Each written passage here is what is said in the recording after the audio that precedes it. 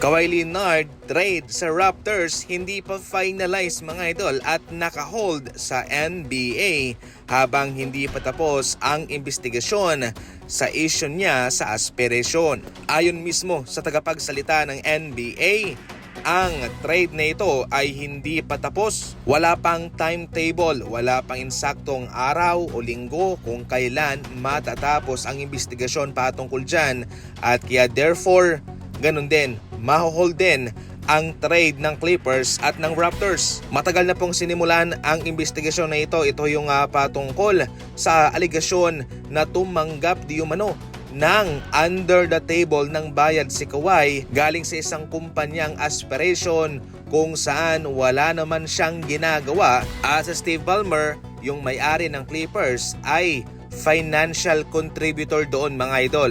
So bale, ang iniimbestigahan dito ay ang posibleng pagbayad pa ng LA Clippers kay Kawhi sa labas ng kanyang NBA contract para lamang dagdagan yung kanyang sinasahod, in which napakalaking bawal yan.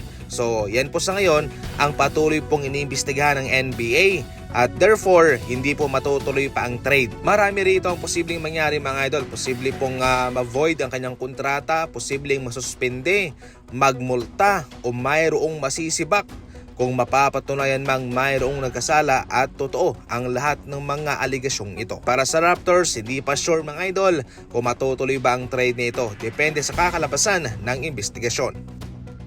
Marami naman ang nagulat nang pinabalik pa ng Knicks itong si Clarkson sa presyong 3.9 milyon.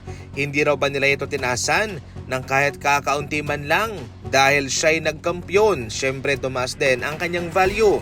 Well, definitely, sad to say mga idol, ganyan talaga. Dahil nga ho itong Knicks ay nasa seryosong usapin sa kanilang luxury tax, sa mga apron, kaya yan lang po ang kanilang maibibigay. Kung tutuusin, ito ho'y veteran minimum exception. So hindi po ito makakaapekto sa kanilang luxury tax. Gayunpaman, stricto pa rin po ang Knicks sa pagbibigay ng mga kontrata dahil posible po itong magpahirap sa kanila, especially kung sila'y makakapasok sa second apron. Bahagyang tumaas naman mga idol dahil sa kanyang first contract, $3.6 million for 1 year. Ngayon, $3.9 million.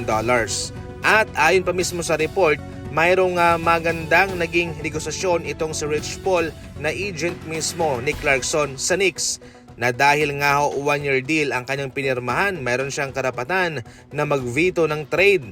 Mayroong karapatan si Clarkson, mayroon siyang control kung sakaling pag-iisipan ng Knicks na siya'y i-trade. So mayroong karapatan si Clarkson na sabihin na ayaw ko, hindi ko dyan gusto, so hindi nyo ako maiti-trade. So definitely yan po mga idol ang kinagandahan lang sa kontratang yan. Hindi rin naman po masyadong mataas ang kanyang playing time para sa Knicks mga idol. Kaya it's a win-win for both camp, sa kampo ni Clarkson at sa kampo naman ng Knicks.